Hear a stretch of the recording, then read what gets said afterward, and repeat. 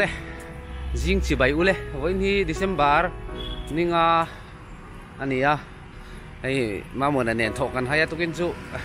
te mi rong kai thawa dari ta pel to tro re lesson very dona mi rong kai thawa breakfast ai turin kan tlai don khop ma hai ma se kan tlai chelu tuk lo tura kan nga ya hết lam trăng hiền cả lắm, tại hiện nay công tác công làm trăng cần cắt đó này, hết lại in hi guest house khania, cho nên guest house hiện nay kitchen ông mà ta cho breakfast cần ai thuyền na dinner te khát tiếng gì giống giống kha, cho nên cần program hi đã college chân về, thế rồi, 9:30 chân anh ya, anh lại chơi tục lâu ấy, thọ cần hay đi ấy, in rất giống ni jana zira day kan manga zira night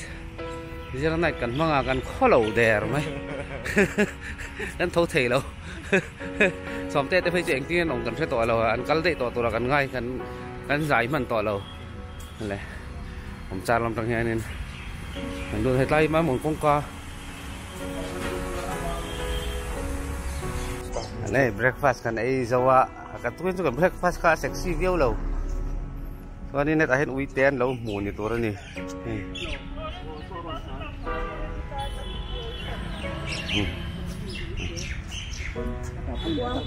อุ้ยเต้ที่คนไม่ยันทุ่มเงี้ยนี่ให้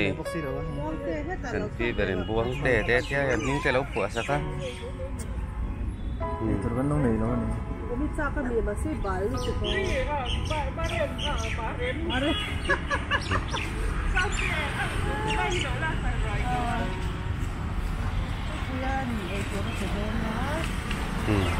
croissantจะเป็นcroissant สองแก้วไอ้จักแต่ไม่ตัดเลยดูไหมยัง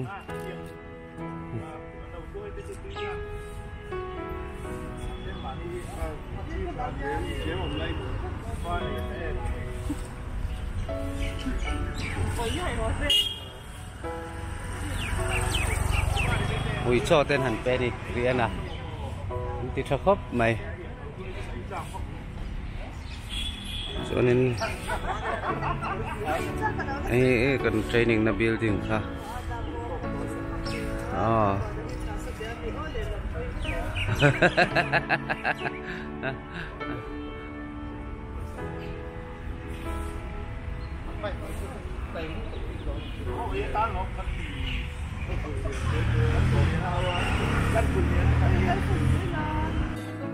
ไอ้สมเตหิจตุรามลิงอ่ะด่านี่แหละตัวมาส่วนจะเจละ kamera พอระเอาไว้เวลานี้อารมณ์จะเราเป็น presentation นั่นเต็มก็สมเตะอินดับบอนสูตันในตัวเวจะเวตุ้มตัวนี้From different angles, some mountain will be taken in the long range, in the short range, river, video plasma. Kerala hoinan script presentation an te me ka tu na hianin keni ta tur keni script hi to te edit me ka hi jamten ron thon phaya te no edit chara ri bo sai ve mek bokani voin chu thlai mina zia do तो वहाँ पे लिखा है कि shorts people walking around the campus Ram Ayoin campaign. We have prepared a script on the journey of PNU Vidya PGHTV channels in Mizoram. This will be a short documentary, and we will be using. This will be a duration of 2 minutes, and the target audience will be students, teachers, teacher educators, and parents of the students. And the objective of this video will be to highlight the journey of the PHTV channels of Mizoram, and this documentary video will trace the history of the TV channels of Mizoram since February 2022 till date. Production tips 5 photos that we have already taken, and the recorded videos will be used. And we will, for this video, we will be needing to record only the voice over. The shot number 1 will have the montage. We already have the official signature montage of the SCERT Mizoram, which we have been using since 2015. Since we have this educational TV program at Doordarshan Kendra Aizawl since 2015, so we will be using that and also the signature music. Alay tu na hianin kay ni chu felfai takin kan pin na ron ti zawa ten dang ho hi an ni jana engen lo ti ni an rui mai mai nge ni don ni kan laman lon ti jel thanan bau dia ka hei mun da an vazia ka eng man ti lei the lo ni hi min ti khot lai hei kan nong mi te po hi hei ti na bu e men sin tang ko an ko to ni sin tang an ko an ko to kan laman lon ti se la hei zira nai tan mang ve ni nge tu ran ni zan khan ini pun kan mang thawa sutin kan buai lo ha thau lo to. And class 6 aspirant knows the light. Le chon nulam kan tran le don to a chuanin hei kan training na building hi pui khop maya hei thla lon lak ka tu a abang ang lo vel hi man lai ang tak tak kha ni hei aturu khop mai mu nom tham ani hei tena building light taka ka dinga lai hi onga hei tena kual pup kual chuak pup ina omani building hi hei turu khop mai heta hianin department sang sang khan an om ve a angai step chaw om boka chuanin NCERT hi India ram pum puya hei textbook te khatiang chi lam chi training te khatiang chi ron kai suai tu yamai ang khatiang lampang enkol tu te kha han ni a India ram puma thuna po hianin state pariat kan min ko khoma kon training te min pe ani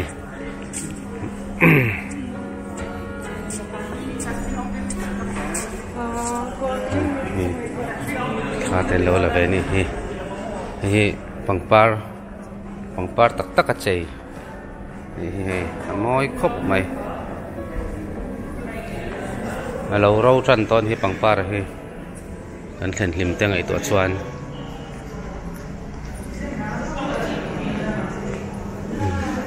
tan reception counter oma et a hianin kan team ho team Mizoram kan omani chon nulam hi recording kan ti dona ngom don khop mai tu na hianin voice record ti turin kan in buat sai chho mek a kan project his helu vek tur ani wangin voice record turin kan in ring vel tran ani hi tur don lu tu kai hei heng ma ti zai kan rel thei to love in power down to ni a building hi pui rup tak ani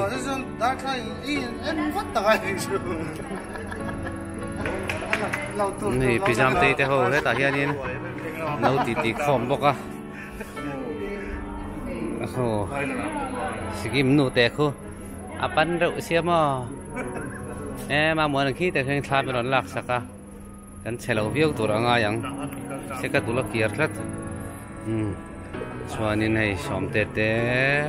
pui te ta injira amboka background puya kani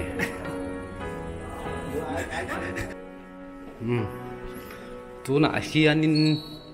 voice record kan nei tak to don ni om tak ani a hey studio B akan lut sin don ai to hianin enge om kan enang wow hey su thiero phekok phel tur ten no ten hi a chin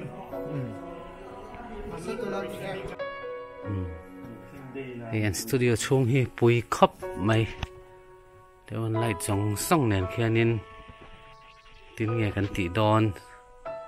ยังที่จนมันแวกันจากอมเตะรุ่นเอ็มมันเตะโอเคไล่จงส่องเคที่เดียงที่เราอมไงตีโปกระเสียดสีเราอ่ะนี่ไล่เฉดกันมั่งแวไม่ทีนะอุ้ยแฮมตะกันนี่เอ๊ะก้อยในbị to coi này hả? Bùi hầm turu nó tục mặc phải thằng mang ta hiện camera fit na hiện telepointer hi an mang veni hi ta hiện cho nên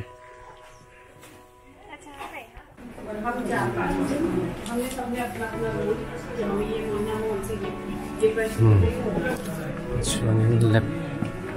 nên lep vào kan lột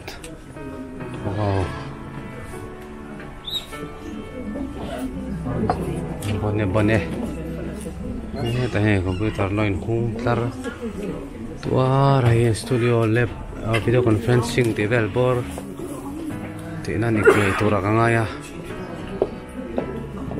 mana kadang hian ini enggak mani min clear tu le don ani emang monte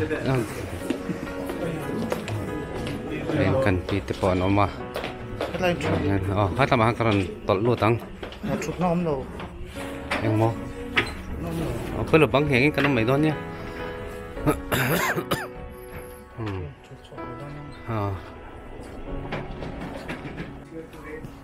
So some login page was coming up, so we have some certification issues here, so I'm just giving you an idea what GSK is. So it's a data analytics platform where we gather data from all the schemes that has been run by Ministry of Education.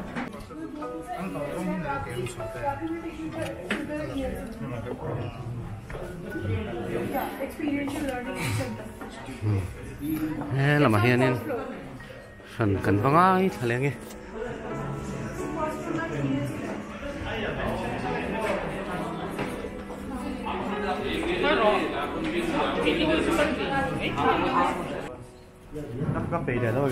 Welcome to Cotton Virtual Reality Lab. Nanti tani, ahian Virtual Lab hi, kemani office kita SCRT akan oma. Kami channel kal tangai lau thiat tu takin booking inon tianga tikhan school of bangteron choi thei don ani hi virtual lab adia hetiang ang chia hi kan nei ani tikha karon soi sim dua mase hetlai chu achang tung deu so ka khita so kan room te a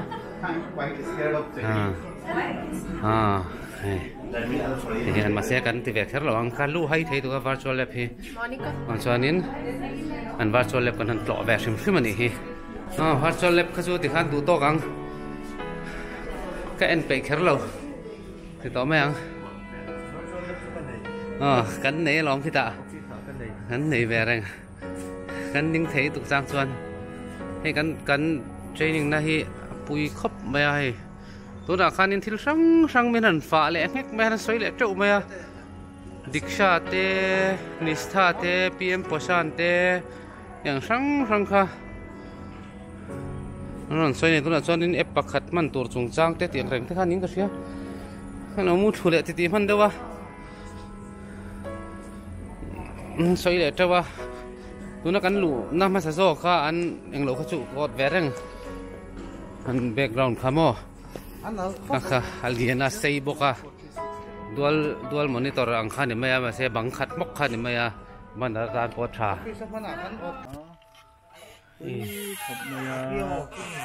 Sina kan kalnai khachuanin ampon deu ampon le zual ai du tok man ti ve cha kom fa tai chuanin du tha lin an sut ve le chuanin adang ve zakang tiếng lại rong hẳn mang khi chọn mò khi ở trong nằm khi mà thêm thì khan lại cái bon top này tục 100 kg thì tên này hay thay sáng đầu khi 100 kg lợi mày nè quỳ liên tục thầy xin là căn lục tai khan là bon giọt hay ก็คือสตูดิโอเตนาวนี่แต่จวน voice record กันติดตัวนะ voice record เองมันนี่voice recording studio akan kal tak to don huna chuan kan ti mai to lawang Bikasa ko pota chuanin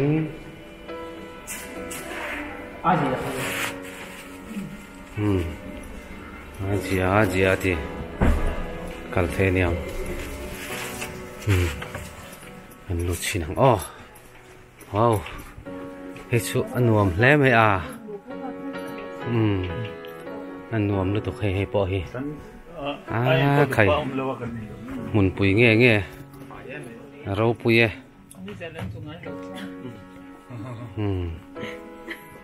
mun pui nge ro pui khop mai tu na hianin sikim ho nen voice recording kan ti au do na ma sengin ke mani kan ti ma sang kan khak rei to jok an ni chan lo ha ro se ka kan senior jok min lo hak sela ni mai chuanin tu hianin kan lut ru le lokang control room hi ka en cha ka ni china kan kal la kha video big ania video shooting ron po studio pani pathum velan nei ni chu achung kha na than om boka live stream big na chuan kal ri lo ta hi alen en hi tho ni kan man ai chuna changkang deu alen en hit kan mang tho ke mani pohen office a hian ma se hi hian te ta kan hi chuan hi bon khop mai ka set thiam thui lo to lo audio mixer hi chu ka set na lam ka set lam pang ani lova na siangin engemaw chen te me hei tlang lon tak amol mang che ka ria na ni chu apple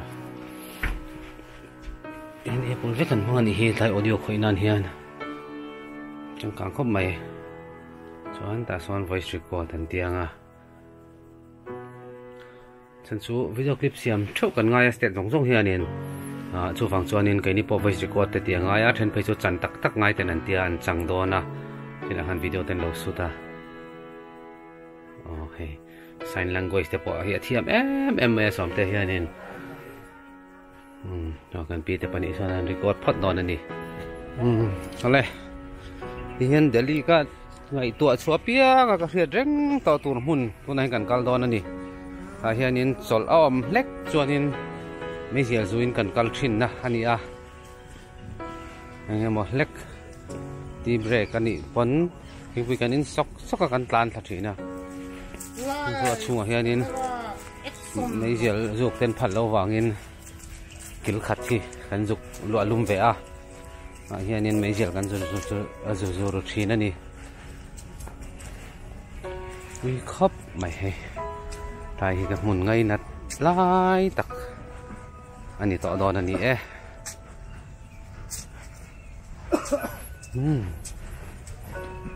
ใจเท่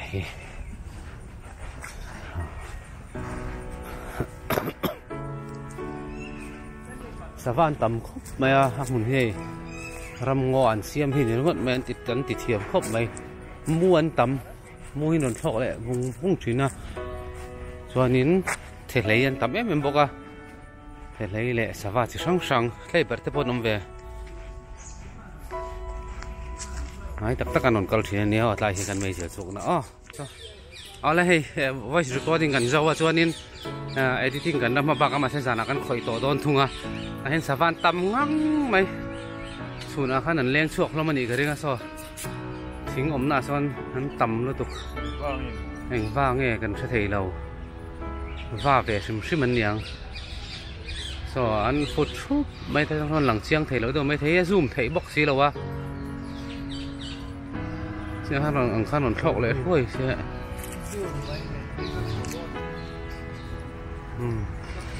สะพานต่ำครบไหมมูปอต่ำสะพาน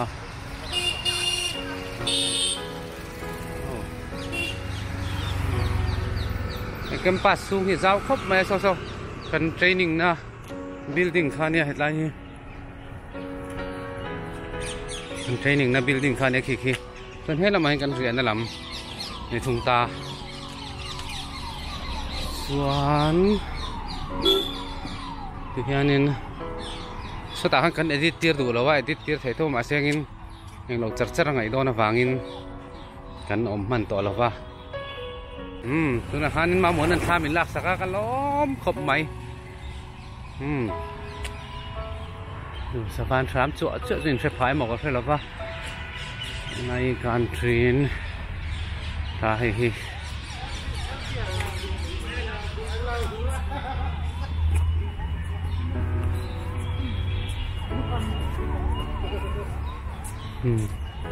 รวมครบไหมมันทีอะไรฉันนินชูambience ฉันนิน ambience หมดละกันภาษารังอามาเสงมาชูเลยตูร์ชูกันในช่วงหรอวะจอกันในช่วงตอนนี้กันปีนจอไอ้เราเตียจอไอ้มินช่วยนี่ไอ้มอยครบไหมให้เฉยไม่นะแต่เห็นกันอมนาจังคานินออโตอินกันเห็นนาจังคานออโตอินเสียงสะสมมาอันนี้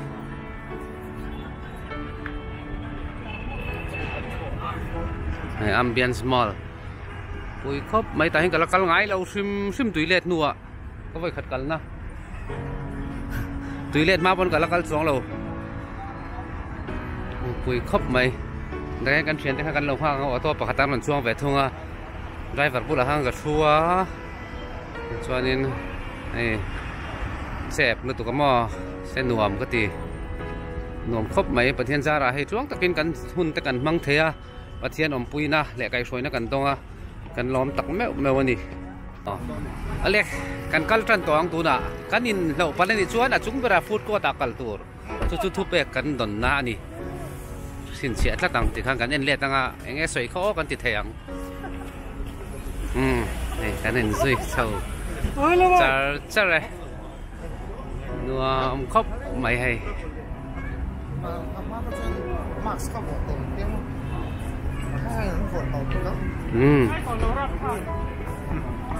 มักสวัสดิ์สุขอีกอย่างนั้นหนึ่งซอกก็ล้อมเขาอยาก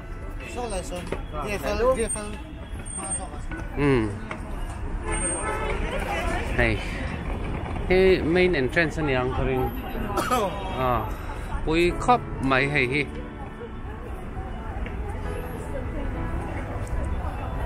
นัวแม่ปุยเปิดได้อินทรีนั่นเนี่ยไอ้หลัวหอตีระนี่ไอ้หลัวหอตีระที่เฮียนฟิล์มจะหลัวที่ตรงนี้อันนี้โลกเราเนี่ยเราเรียกรวยไหมเลย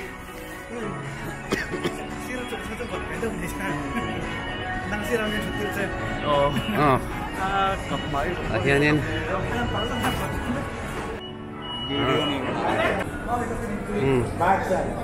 เห็นแบกให้กับแบกรันสวกแวทัดกันจะว่า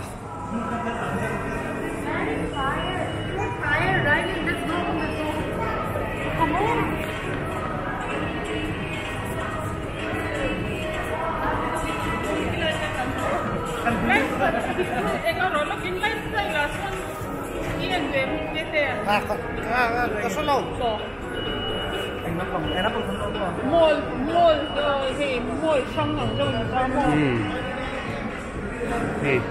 ใครไอ้จะช่วงการลูดที่กระดูต่อครบไหมที่น่ะเต่าเบี้ยวแอมลงใช่บ่งั้นรออะไรนี่เห็นผสมเตี้ยไปสังหารเมลตัวเล็กนี่ใช่ไหมเอาไว้เลยตาตั้มต่อแล้วป่ะเลยตัวเล็กกันใช่ไหมไงบ่เซ่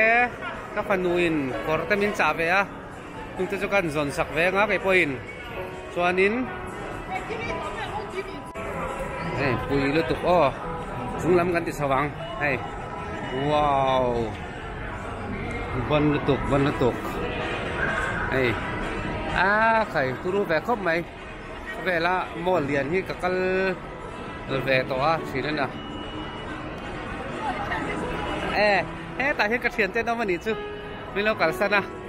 อันนี้เบียกก่อยเวลช่วงนี้กระเทียนเต้นเนี่ยกับมากันแต่สกับพาร์ทเนอร์เฟลตักเตะมาเช่นจานาที่เห็นวิดีโอeditติ้งคอยตัวริมินละหัวก้า kan project kan na khoi ve lo bangin kan ho har thei lo na hen kan lut chinang na hen lifestyle ani to kan dor lu to ri all lifestyle nan kwal sin ve lang ma mo ni tu chi hay le hay tiang hi lom ma mo na soi chu anu pang deuh te kan zonga na kina hey 30% offer te po man hi ta hian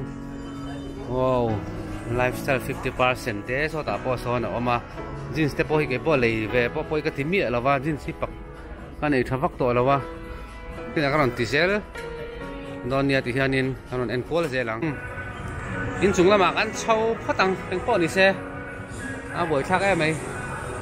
pasa kan nei tre tro bok si lawa a plom zo na ngai a plom ngai ve thlat ma se Delhi kal ve mana kan ti hai kan han en kol ve hrim samani hi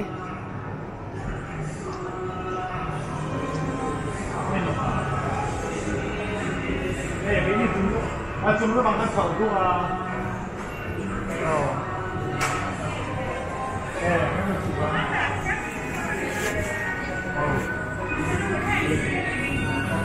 hết là mà hiền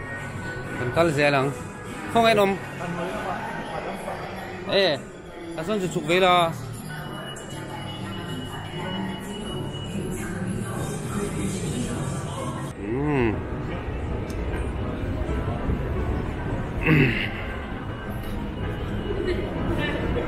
Delhi akal ve mana kan tia kan rian na lam kha dik taka soi chuanin avat haler de unla ka NCRT campus kha dor ngai vai te om lem lova so wang chuanin ti ngai na vak om lo ni kan enjoy vak the ni lawa janin chu kan va chua ka hei kan pin so min khilai do na so ai chua ka ngu tia campus ai do lovin wang chuanin kan chuak vak ani hi ei pui khop mai yang mol lian nuam hi Mizoram ate han om ve le selangin millennium ai lian tok lian ei chang te tui mel khop mai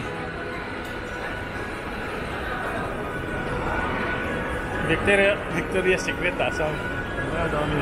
heo hay Victoria's Secret kan nu kan em Donny somte bian nu thil tur kan en don nge di o kan te ta hia ni tau te wang kal le lo me ang ta ti kan hak chuanin kan fa te nei turan nei nang chi lo lu tu kang te nge moni ma mo na te chu thôi nên kal ni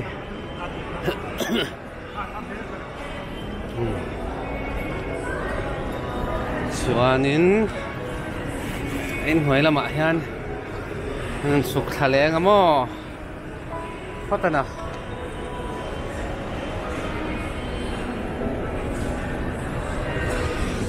pui lama amon kol le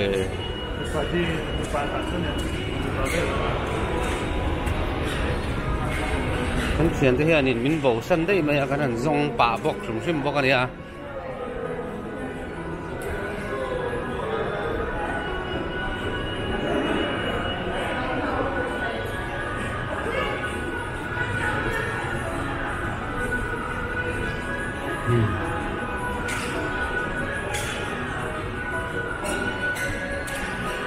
Navias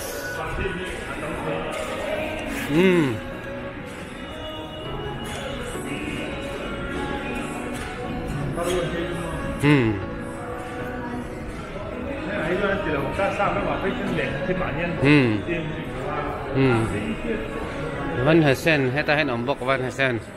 Jacob lian luang ador ang kha ani san mari kona Jacob lian luang ang kha thian pa ni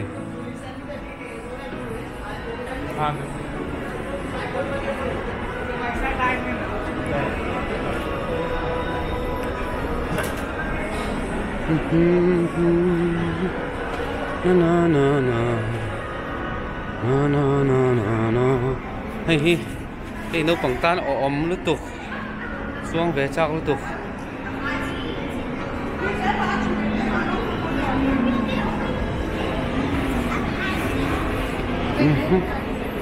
trên pa lá su khăn zel mấy lần hal nghe này hay chị. Provide shelter houses, animal hospitals and ambulances services. Till now we have successfully built 165 shelter houses in India. But today we are on emergency drive for a dog. Her name is Pyari. She's paralyzed in the road accident. So we are looking someone who can sponsor her for food and medical treatment. So would you like to help us? No. Cắn vào mọi gì đâu hết. Đây trông thấy á mày.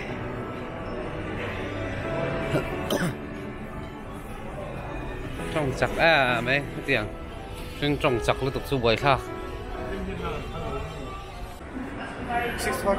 hay cái thằng lụt qua tận nhớ là trên đầu can thác rồi là vét là va mà sẽ in hiện tại hi chuan in cần ngầm tộc chín là vang khop mày tàu po ni chuang lâu cần phải xem này tin liên tục lâu về bao cái gì mà sẽ in chú có sợi đủ quay mỗi đều chú đã cho nên tôi là hen mol trăng cáng về đâu tất cả cần kala cần thìn lung cần ril ruộng đã sẵn lâu cần lấy gió ruộng lâu thil hí là đi vàng hiền nên em mà buổi này lại hát sẵn là cần lấy xuống lâu kha ril ruộng sớm đâu tôi đã tem lâu ngay thì kha lâu anh tin mà cần om lâu ni cần en về mấy anh nuông về thấu cá hậu liên tục ai trộm na nặc tuaกันก็รอจะหลอมนักตุกแหละai trộmนะมึงกันกำลังเฮ้ยอย่างเงี้ย guess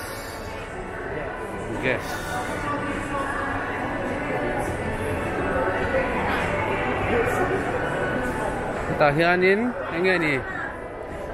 อันเราคริสต์มาสต่อเลยเงี้ยนี่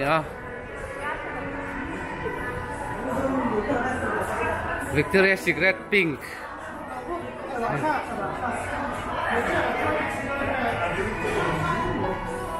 Cần lụt chắc thôi mà sẽ cần lụt ngâm lẻ lâu đi. Anh nu underprint tour lẻ bra tour về thế. Vậy đó mà sẽ chụp lên đi.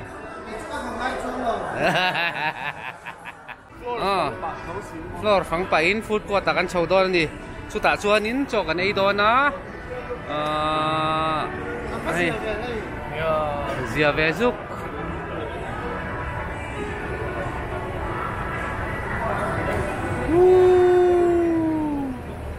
nuông về bạ răng cái gì cái chú đầm hết cho nên hẳn lim em dễ lên啦chú lắm không về là hiện nên những mà hi lung ngày tụ róm lầu cái tiếng lai muốn mi khэр hi xin lấy tụ tí na này là va nó là bỏ पैसा cái này đó gắn lấy lấu được mấy chú này mấy không về chú mò thì sẽ xoay về đấy ngay ai về phim mắng hẳn tỷ trùng tây chú ông về thì nào sẽ ta hiện hay bag hắn đầu ruột bọc tắm ngang mày hay bag mình tóm mà muốn nó đủ tụ chi thế ông mà đi hay toys toys đó là hay cả cái đủ các bạn thiếu tụ rộm chơi cả lại ăn dim nó tên mía là in cả lại đó nên mày hay chắc khóc mày nên dễ lắm các phát cho các video call thì là vắng tôi hay thấy cho chị chi mía lậu nó còn nghiền nó sao đó nó tụt qua hey draw nó lâu rồi ra draw nó lâu rồi ra hay vậy cả bộ chẳng hạn thấy àอย่างที่แต่เราเอามันนี่ให้กันเลยไม่ได้ก็พอไปเห็นร้อนแรงให้ตีแรงมามาอินร้อนที่ก็อดซอกกระตุ้นดินหัวตักส่วนนี้เด็กตักก็สวยจ้วก็พอไปอินร้อนก็เสียที่เสียจวนนี่แน่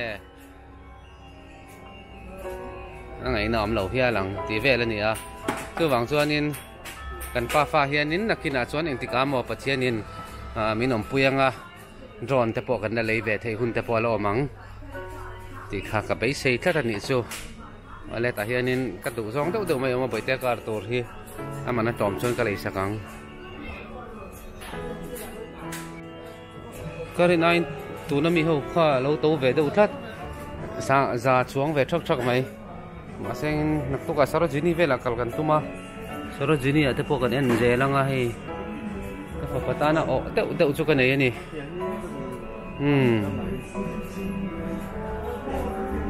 anh ở tóc tiền thì tụi này chọn mò hay hi anh em khá YouTuber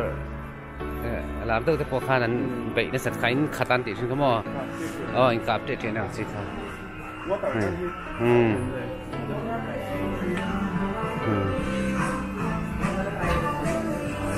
lấy tour chi cho tắm पैसा cho ông xe cho anh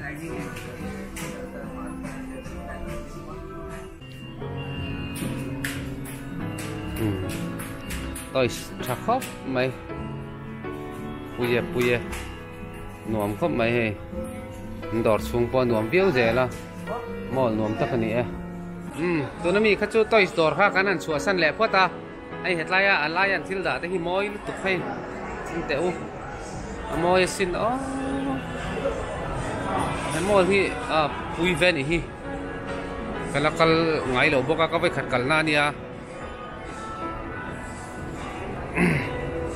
mà xem mol liền trên cái thứ cái về tổ trí na anh nuông bốc cái mà xem hệ mol thì chú bùi về thấu cái bốc anh nuông reng mà xem in mol tiếng mol hậu à hiện in được tất cả sợi chuan in thì khăn lấy ngay lâu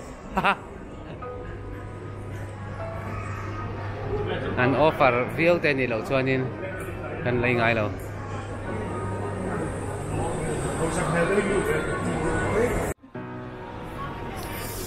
rồi ngã nan cần là cal qual mấy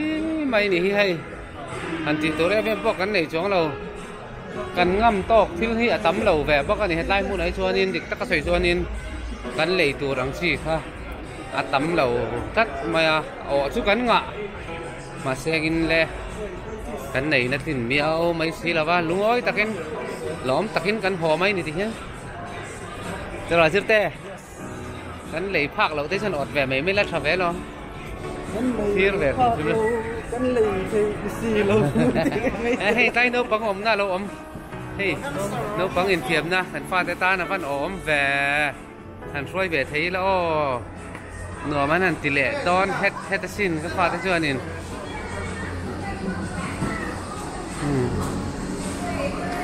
thì hiện chùa tóc bây giờ tại bazar săn đấy tại là kia nè Delhi à hiện nên bát thiên gia ra cần là hậu sa về ngay tên ní chùa nên cần là cal về à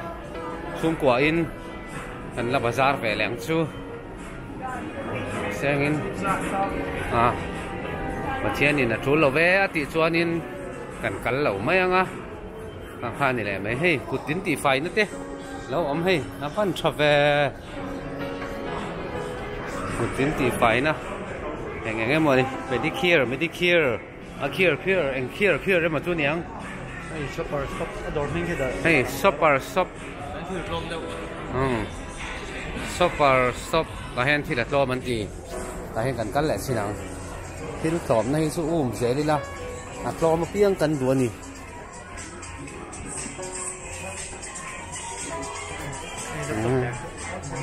vài tiếng chẳng lẽ mới cái này em cuốn phát tăng ô ở đây tôi nói hiện in chúng bây giờ kan chawa food court in hu khom tur kan ni wangin chúng kan chau mấy nè hi home center hiện lũ có cái tiếng mẹ lo mà xem in tại cho nên mà lấy tum lẩu lo mấy ang cái mà cho nên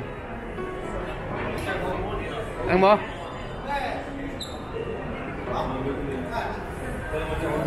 ta hiện in mà muốn à anh nghe tí đòn đi dung đòn à các đồng cල් puyang che nông ai rẽ số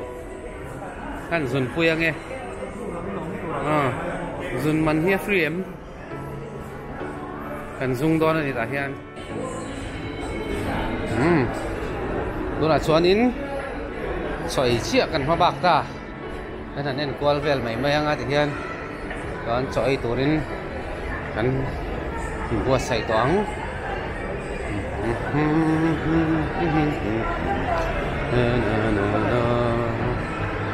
hashtag hey ปุ๋ยสินเฮมอลที่ปุ๋ยก็ติดไปครบไหมอันรวมก็ติดละตุกกันเลยจอรัวที่ตำเหลวมาเสร็จละอันรวมแบบใช่ไหมนี่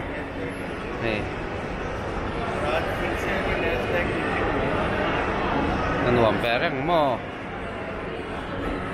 อันรวมแบบปลาแรงส่วนนี้กันให้แล้วไงระบาดเฮียนี้ในฟุตก่อนตัวหนึ่งกักตอนเฮียไทยสุด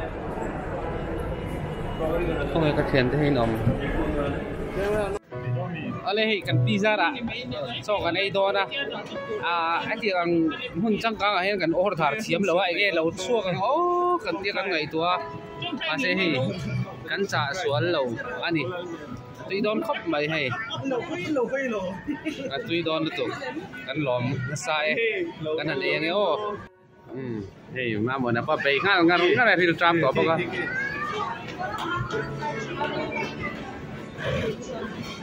ก็รุ่นดังเด็กใช้แต่กันเซลฟี่ลูกกันเหรอ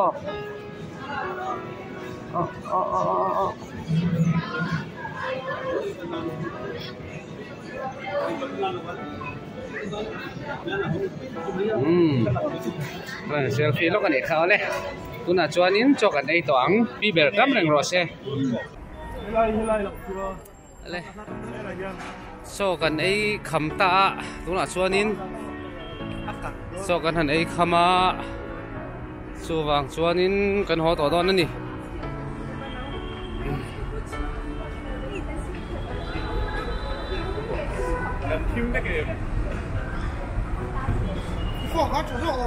ไอ้ตัวข้ากันจ่าเทียมเชี่ยแล้วปะเฮ้ยฟลาชซ้อมลงไปเต้ชวนนี้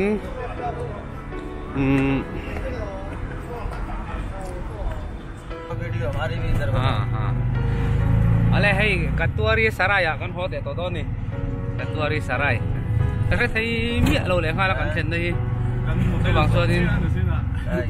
บวยถ้าขมไม่กันที่ไอ้หลักกันจ่าสวยแล้วกันที่ไอ้เงี้ยนี่กันใช่ปกติแล้ววะมาเสียกันจ่าสวยแล้วไอ้ตุ้ยครบไหมนั่นหรอผมมาเทียนจาระจ้องเต็งกันก็เลยเสียเลยเช่นไปหลังไปจังมี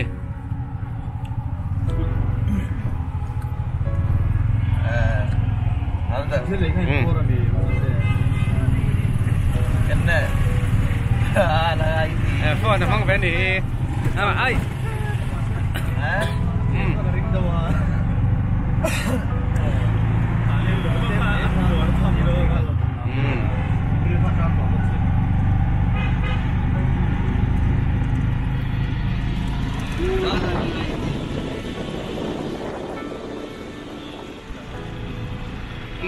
กันบนกันนะคะกันจานโหสั้นตะพุ่งไม่ก่อนชวนcái dòng về tí thưa anh này tôi không mấy tao đi chơi đi ai rồi là căn hẳn hoang Indonesia ngã cắn nuôi nè ai rồi bây giờ là lép thế cắt lấy về lép á rồi giống chút thì làm mấy ông bà có lâu arsaจะnhị mặn lấy khác thì làm mấy á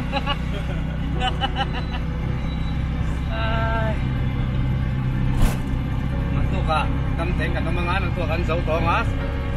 ส่วนนินสันละมาตะกินกันฮิรฮาตักตัวง